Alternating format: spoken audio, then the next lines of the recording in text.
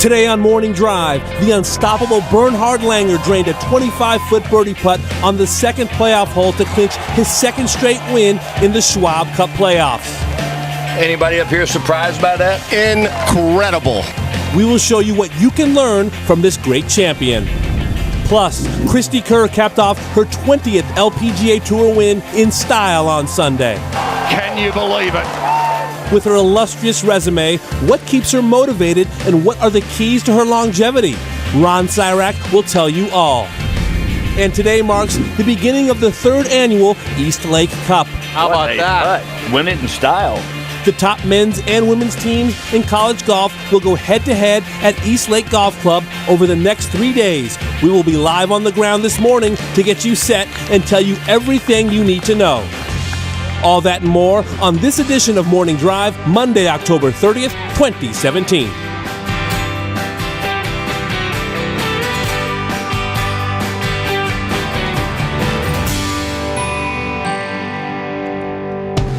Welcome inside Studio AP. It's a Monday edition of Morning Drive. Damon Hackara banks a PGA Tour winner in Robert Damon. As you just saw, Bernhard Langer won his 958th golf tournament or something like that over the weekend. Check out this tweet from professional golfer Lee McCoy, University of Georgia. Bernhard Langer should be the first player to graduate from the PGA Tour champions to the PGA Tour. Robert Damon, your thoughts? I like that. I don't think anyone on the PGA Tour wants to see him show up. That's why Davis Love and Vijay Singh still play so much on the PGA Tour. They can't go out. They don't want to go out and wrestle with Langer. It's remarkable, Carr, isn't it? What he's doing at age 60. I was gripped to it, I have to say, watching on Golf Channel yesterday evening, because I thought, hang on a minute, he has a legitimate chance to not win this tournament, and that is more of a shock than the fact that he wins. And props to Miguel Angel Jimenez. He pushed him all the way, chip in at 16 for an eagle, and then for Langer not to hold that pad on 18 to win the tournament that we saw him doing the weekend before was quite something. 360 and it lipped out. Yes. Anyway, he unsurprisingly did get the job done. Found a way to get it done. We'll get into Bernhard Langer a little bit later. What else is happening now? Yes, the third edition of the East Lake Cup in Atlanta, contested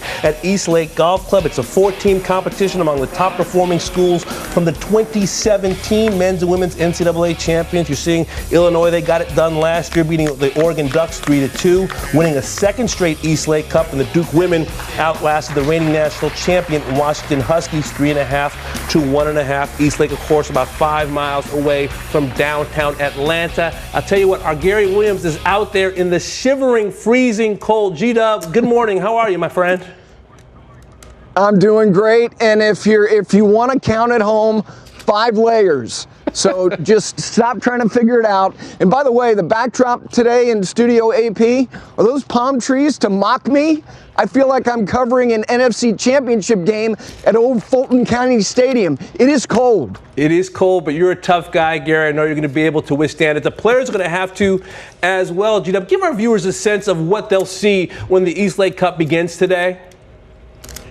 Damon, as you just pointed out, it's the third edition, and it has quickly become truly maybe the elite collegiate event in golf. To get here, you pointed out as well, you're talking about the fact that you've got the top 4 teams from last year's NCAA championship, both men's and women's. And you've also got some young men and women who have done so much already at the amateur level. So they will play stroke play today, determine a stroke play champion. And this year, like last year, they will seed the teams going into match play tomorrow based on the results of the stroke play competition that will be underway later on this morning. Gary, what do you think the significance is to the players themselves, getting this opportunity, high-level competition that's televised? Do you think it's something that they'll look back on and say this was, an important part of their college career?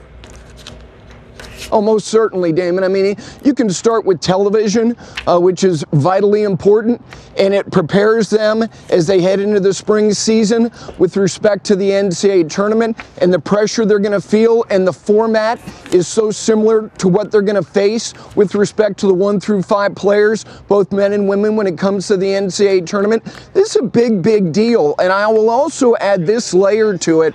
We had Mike Small in and Scott Limbaugh, the coach of Illinois and Vanderbilt, respectively, over the weekend, and they both said it is invaluable for them to face the pressure in this competition when it comes to getting themselves acclimated. You can't simulate the pressure of the NCAA tournament. The closest thing that comes to it is this tournament right here. So, and I will also add this. This is huge for these coaches to get the exposure on television when it comes to recruiting. It's a self-fulfilling prophecy. If you're a top junior and you're watching these players over the next 3 days, you're not going to be inclined to put these schools on your list. This is a big, big 3 days for all these programs.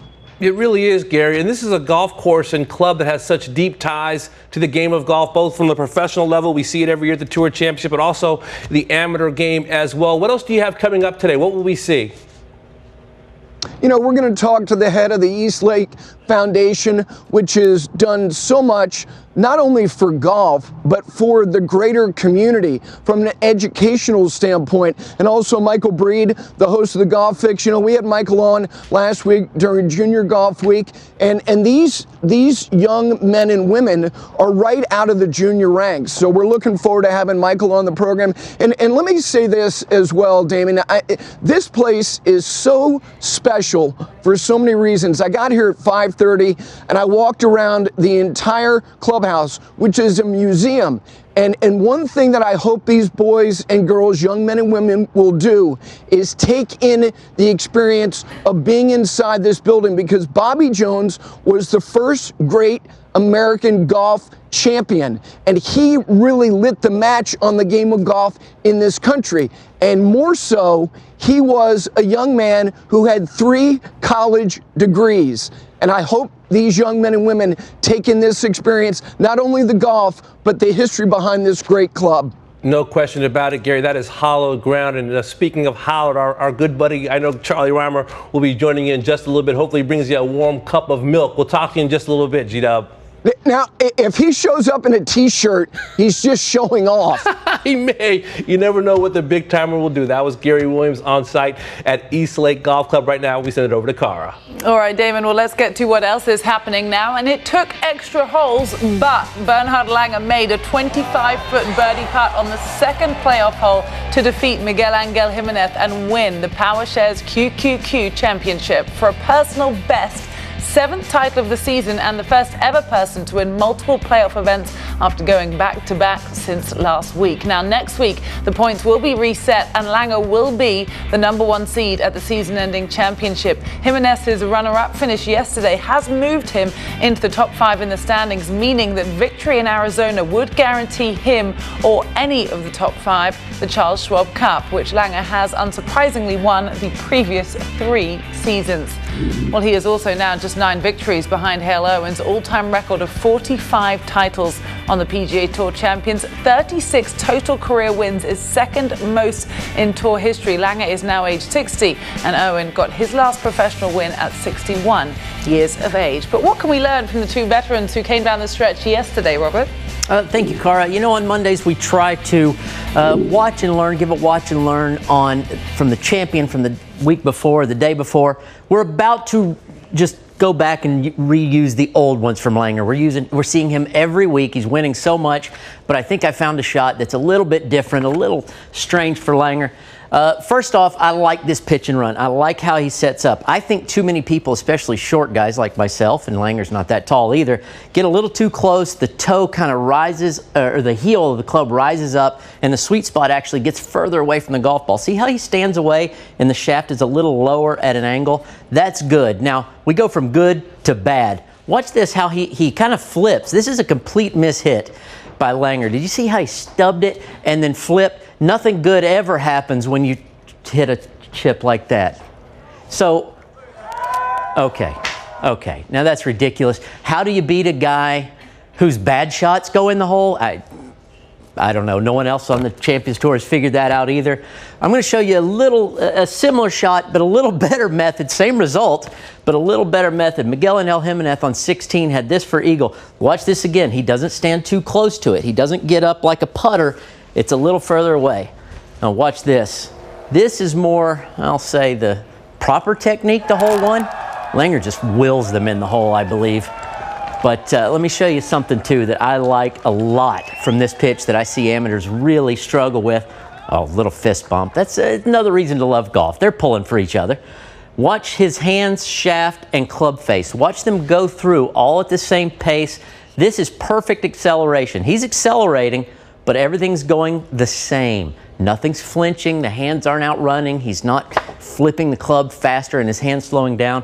That is a perfect method for a little bump and run. Now let's go show another little shot here by Langer. And I think this is a lesson I got from Liam Neeson in Batman Begins, was always mind your surroundings. And this is what Langer did here. This isn't just a shot right at the hole. He looked at his yardage book, he went back on his experience and said, this is the best way to play this shot. Now let's watch this. He plays it out to the middle of the green. It looks nice and safe, but you're going to be surprised how aggressive this shot really is. All right, middle of the green, he's leading. You see Jimenez's ball over behind the hole. He's already hit it close. Langer took an alternate route. There's more than one way to get things done. Well, there's one way he gets things done. That's in first place finishing usually. But if you're aware of that, pay attention in your practice rounds where a pin might be. Maybe you'll find an alternate route too to get the ball close to the hole. Speaking of alternate routes, Damon, over to you. Appreciate it, Robert Dameron. Also happening now, how about Ryan Armour, who shuttled back and forth between the PGA Tour and Web.com Tour for a decade, won his first PGA Tour event at the Sanderson Farms Championship at the age of 41. It was 105th start in his career. He grabbed victory in style, a 5-shot win over Chesson Hadley at the Country Club of Jackson. Armour led the field in birdies, Robert Dameron, with 28 in total. What do you take away from this? Maybe a lesson for our viewers. I mean, he could have given up the game, thought about walking away at different times in his career. He ends up winning for the first time at the age of 41. Well, a thing that people at home might not appreciate the same way a guy like me who's been, you know, through the ringer on the golf course and pro golf and fought quitting. I was going to quit. I was, and I finally did. That's why I'm here with you, thank goodness. But Ryan Armour went through those same things. So, and he decided not to even mention in the post-round interview that his wife convinced him to stay in and keep playing. So someone like me who's been through it can appreciate a win like this. Almost like Ken Duke a few years ago, Jim Herman 2 years ago in Houston. A real journeyman that has paid the price and finally gets that first win, what he's fought for his whole life. Is something really awesome to watch. I was very proud of Ryan hanging in there yesterday. You never know when the light is going to go on, even for the 20 handicapper at home. I know when mine went off, at this desk. Yeah, mine went off a long time ago. I didn't pay the bill on the power bill in my life, but Ryan Armour did. Tough game, but ultimately can be fulfilling. Let's send it back over to Carr. Still waiting for mine to come on, guys, but there is always hope. Now we're just getting started on this Monday morning, so let's look ahead to our tee sheet for the next 2 hours. 40-year-old Christy Kerr now has 20 victories in her 20 years on the LPGA Tour. Ron Syrak will join us to put her career in perspective and reveal the keys to the two-time major champion's longevity. Plus, we have live golf on a Monday as the third edition of the East Lake Cup kicks off in Atlanta. The 3-day event features the top-performing teams from the 2017 men's and women's NCAAs and will crown individual champions today. So we'll show you what to learn from this year's crop of talented students. And he saw a 6-shot lead slip away in Shanghai. But what is the right way to handle losing?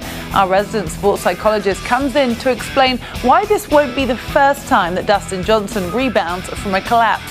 But how does he do it? Stay tuned to find out. Now, Gary mentioned it. We're enjoying some new views this Monday morning. Yes, see those palm trees? You might have noticed a different look in Studio AP, where we are proud to reveal that our scenics are provided by Royal Ka'anapalali Course in Hawaii. You ever played there, Robert? Not Ka'anapali. I've been to Hawaii a few times. Do they have Halloween over there? It doesn't look like it. Ka'anapali. This never one been. day to go. Oh, excuse me. That's right.